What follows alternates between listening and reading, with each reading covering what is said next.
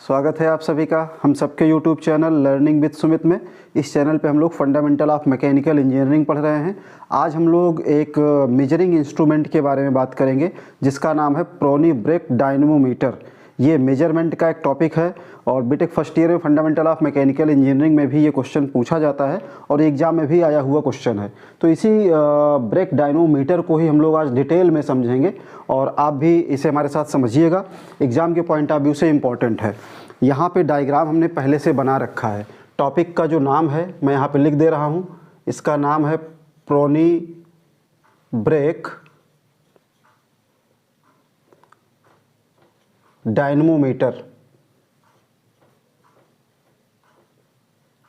प्रोनी break dynamometer, इसी topic को आज हम लोग डिस्कस करेंगे।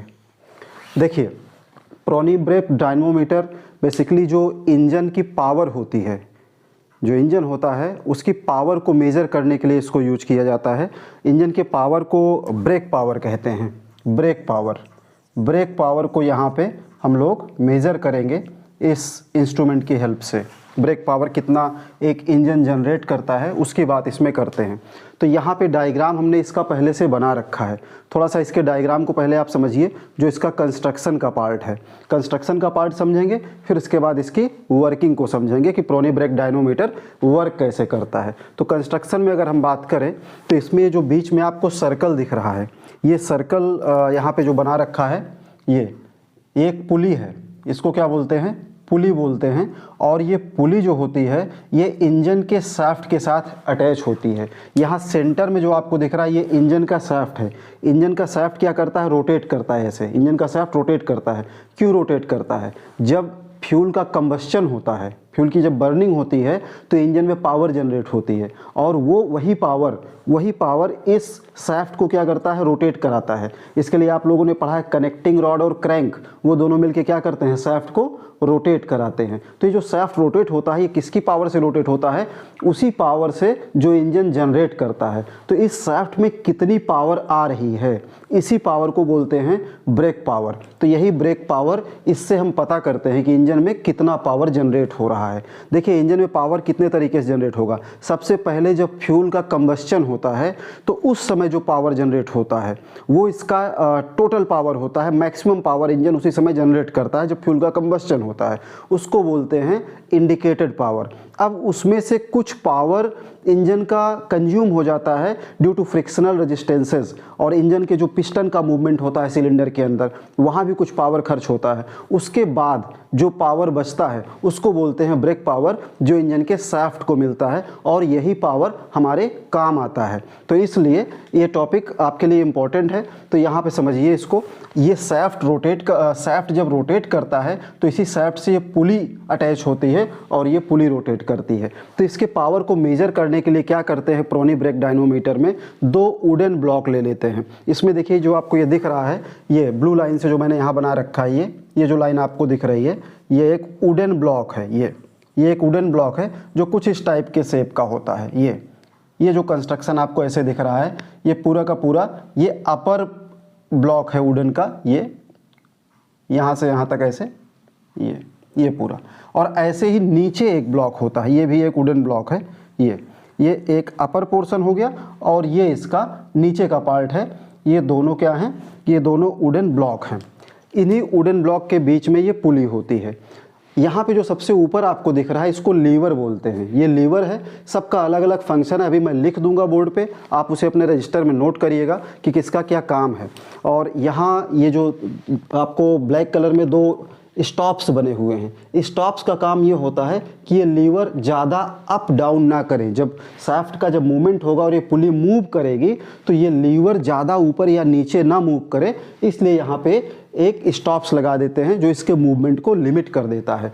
यहाँ पे एक काउंटर वेट लगा होता है। जब ये आपका शाफ्ट अनलोडिंग की कंडीशन में होता है, ये वुडन ब्लॉक के ऊपर जब लोड नहीं होता है तो उस समय ये काउंटर वेट इस लीवर को बैलेंस करने का काम करता है। अब इसके बाद समझिए इसके अदर पार्ट्स क्या क्या है और उनका क्या फंक्शन है। यहाँ पे देखिए एक नट लगा हुआ है। ये नट और बोल्ट का जो सिस्टम होता है, ये नट यहाँ पे लगा हुआ है, ये पूरा यहाँ से यहाँ तक एक बोल्ट है। नट और बोल्ट से ही इस लीवर को यहाँ पे टाइट किया जाता है। और यहाँ पे लगी होती है हेलिकल स्प्रिंग। यहाँ पे क्या लगी होती है? हेलिकल स्प्रिंग्स लगी होती है। यहाँ भी एक स्प्रिंग लगी है और ये भी क्या है, ये भी एक नट लगा हुआ है। तो नट, बोल्ट, स्प्रिंग, इसकी हेल्प से ये ब्लॉक और लीवर आपस में कनेक्ट कर दिए जाते हैं। इसी नट से इसको टाइट कर दिया जाता है। अब क्या करते हैं, अब इसमें जब इंजन को पावर दिया जाता है तब आपका ये शाफ्ट रोटेट करता है और ये पुली इसी शाफ्ट से अटैच है, इसलिए ये पुली रोटेट करने लगती है। यहाँ पे पुली का मूवमेंट जो होगा, ये पुली का मूवमेंट एंटी क्लॉकवाइज डायरेक्शन में होगा। पुली ऐसे मूव करेगी। जब ये एंटी क्लॉकवाइज मूवमेंट करेगी तो इस नट को टाइट किया जाता है। नट को टाइट करके धीरे धीरे इन ब्लॉक्स को पुली के कांटेक्ट में लाया जाता है। और जब ये ब्लॉक पुली के कांटेक्ट में आएंगे तो यहाँ पे क्या होगा, पुली और ब्लॉक के बीच में फ्रिक्शनल फोर्स जनरेट होगा। जैसे ये शाफ्ट रोटेट कर रहा है और ये ब्लॉक जब इसके कांटेक्ट में आएगा तो ये ब्लॉक क्या करेगा, इस शाफ्ट के मोशन को रोकने की कोशिश करता है। ठीक है, तो यहाँ पे ये फ्रिक्शन जनरेट हो जाता है। इसको बोलते हैं F equal to frictional resistance between pulley and block. अब करते क्या है समझिए ज़रा, पहले इसके कंस्ट्रक्शन को समझिए। कंस्ट्रक्शन की अगर हम बात करें, इसके कंस्ट्रक्शन पार्ट की अगर हम बात करते हैं पहले कंस्ट्रक्शन की, तो इसमें जो मेजर पार्ट्स है केवल मैं उन्हीं की बात करूँगा। जैसे फर्स्ट पार्ट क्या है, ये पुली है। तो पुली का क्या काम है इसको समझ लीजिए। पुली ये फिक्स्ड होती है कहाँ पे, इस शाफ्ट में। ये जो यहाँ पे दिख रहा है आपको, ये शाफ्ट है। इसको क्या बोलते हैं, शाफ्ट ऑफ इंजन आप कह सकते हो। तो पुली में आप लिख दीजिएगा कि pulley is fixed to the shaft. किस शाफ्ट में, जहाँ जिसका हमें पावर मेजर करना होता है। दूसरा, ये दोनों कंपोनेंट हैं वुडन ब्लॉक्स। मैं यहाँ केवल ब्लॉक्स लिख रहा हूँ, आप अपनी नोट्स में इसको वुडन ब्लॉक्स लिख लीजिएगा। मैं केवल ब्लॉक्स लिख रहा हूँ।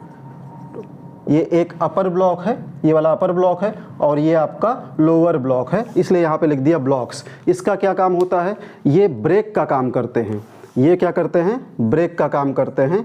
अप्लाई ब्रेक, अप्लाई ब्रेक किसको, टू द पुली। ये पुली में ब्रेक लगाने का काम करते हैं। ये दोनों ब्लॉक पुली में ब्रेक लगाने का काम करते हैं।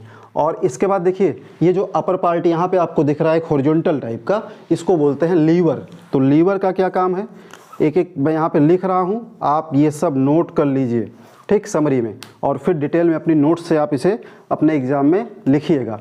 तो इसका काम होता है, ये यहाँ पे लीवर को एक्सटेंड किया जाता है to measure the torque. Lever x tends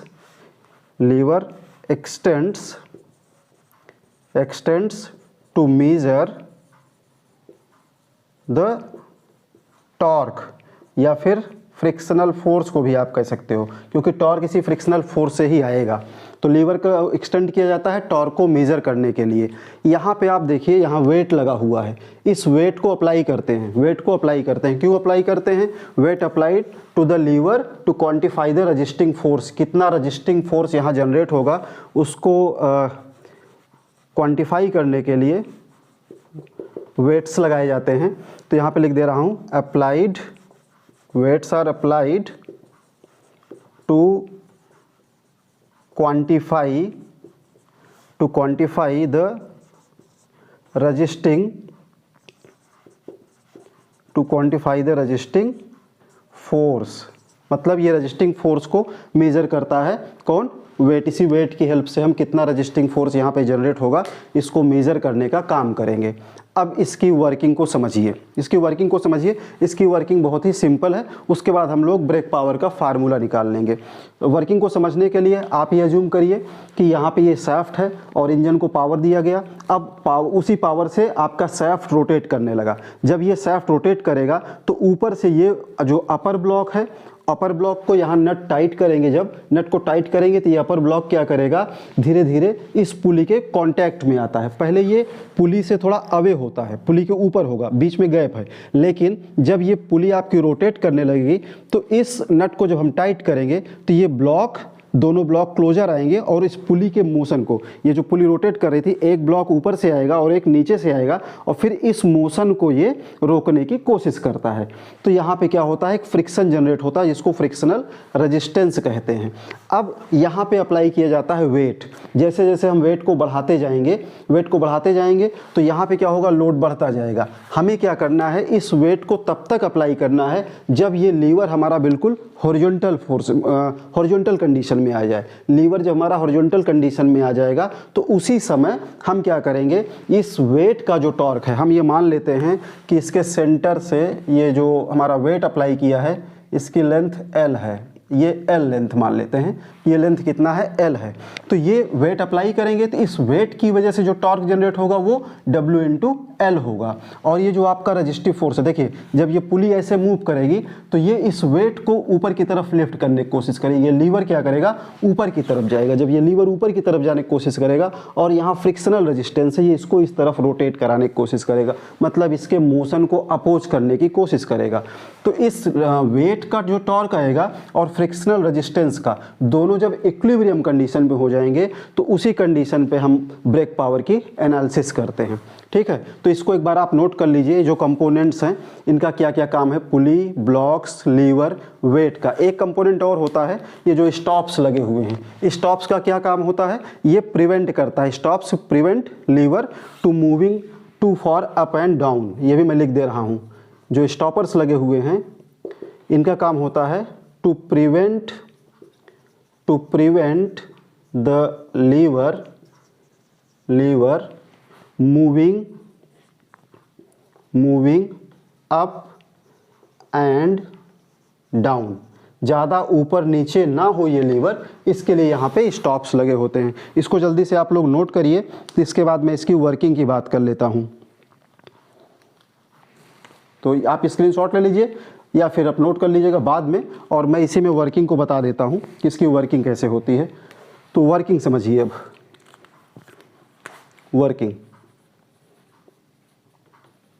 working में बहुत ज़्यादा डिटेल मैं नहीं लिखूंगा, मैं बोल दे रहा हूँ, आप इसे लिख लीजिए वर्किंग के बारे में। तो वर्किंग में क्या होगा, when the brake is to be operated, ठीक, जब ब्रेक अप्लाई किया जाएगा, the long end of lever is loaded with suitable weights W। ये जो लॉन्ग एंड है लीवर का, यहाँ पे एक सुटेबल वेट्स W, यहाँ वेट बढ़ाते जाएंगे। ठीक, लॉन्ग एंड जो लीवर का है इस पे हम लोग वेट को अप्लाई करेंगे।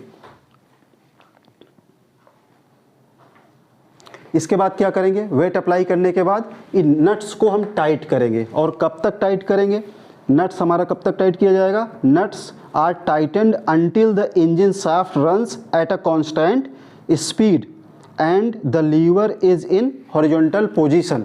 ये आप नोट कर लीजिए। इस नट को हम लोग तब तक टाइट करेंगे जब तक ये लीवर हॉरिजॉन्टल पोजीशन पे ना आ जाए। जब लीवर आपका हॉरिजॉन्टल पोजीशन पे आ जाएगा तो उसके बाद क्या करेंगे, इस कंडीशन पे हम लोग मोमेंट फाइंड कर लेते हैं, मोमेंट ड्यू टू वेट, और क्या करेंगे, फ्रिक्शनल रेजिस्टेंस का जो मोमेंट होगा, दोनों को इक्वेट करते हैं। तो मोमेंट ड्यू टू वेट कितना आएगा, मोमेंट ड्यू टू वेट। तो मोमेंट ड्यू टू वेट कितना आ जाएगा, ये आ जाएगा W इंटू L। तो W इंटू L ये इक्वल टू, जब ये इक्वल हो जाएगा, equal to frictional resistance, moment due to this friction. तो फ्रिक्शनल रेजिस्टेंस कितना होगा, F इंटू R, रेडियस इसका हम मान लिए हैं R है। तो जब ये WL equal to F into R हो जाता है तो इस कंडीशन तक हम लोग वेट को अप्लाई करते हैं और लीवर हमारा हॉरिजॉन्टल पोजीशन पे आ जाता है। अब क्या करेंगे, अब फ्रिक्शनल रेजिस्टेंस का जो मोमेंट आया है, आप कह सकते हो कि शाफ्ट का टॉर्क है, यही जो W इंटू L है, यही क्या होता है, यही होता है टॉर्क ऑफ द शाफ्ट, यही शाफ्ट का टॉर्क होता है। तो यहाँ से हम लोग क्या करेंगे, ब्रेक पावर के लिए फार्मूला फाइंड करेंगे, ब्रेक पावर या फिर वर्क डन बाई इंजन। ठीक, तो इंजन जो वर्क करेगा, वर्क डन बाई इंजन कितना होगा, ये होगा आपका work done by engine in 1 revolution तो 1 रिवोल्यूशन मतलब एक चक्कर अगर ये लगाता है तो इंजन कितना वर्क करेगा, इंजन कितना वर्क करेगा, ये वर्क करेगा tau torque into theta. Theta कितना होगा एंगल, एक चक्कर जब ये लगाएगा तो ये एंगल हो जाएगा, अब देखिए टॉर्क कितना है हमारा, टॉर्क है W इंटू एल या फिर F इंटू आर। तो अगर हम W इंटू एल से निकालेंगे तो टॉर्क को हम लिखते हैं W इंटू एल, और थीटा कितना होगा, 1 रिवोल्यूशन में थीटा होगा 2 पाई, 2 पाई मतलब 360 डिग्री, ठीक, पाई 180 डिग्री होता है तो इंटू कर दीजिए 2 पाई, ठीक है। अब ये तो हो गया 1 रिवोल्यूशन में। अगर नंबर ऑफ रिवोल्यूशन n है, नंबर ऑफ रिवोल्यूशन n है, ठीक, तो हम क्या करेंगे इसमें, इसी में आप चाहो तो डायरेक्ट 2 पाई n कर देना, ज़्यादा स्पेस है नहीं, तो मैं कुछ रफ करूँगा इसमें, ठीक है। अगर आप लोगों ने इसे नोट नहीं किया है तो आप एक काम कर लीजिए, इसको आप थोड़ा सा स्क्रीनशॉट ले लीजिए, ठीक है। मैं ये रफ कर दे रहा हूँ, मैं यहीं ऊपर थोड़ा सा इसके बारे में इसका फार्मूला लिख देता हूँ, ठीक, यहाँ पे लिखता हूँ क्योंकि आपको दिखना चाहिए। तो यहाँ से आपको पता चल गया कि 1 रिवोल्यूशन में W इंटू एल इंटू 2 पाई हो गया, ठीक। तो अब आप लिखिएगा work done in n revolution, ठीक है, या वर्क डन पर मिनट, वर्क डन पर मिनट लिख लीजिए डायरेक्ट, वर्क डन पर मिनट।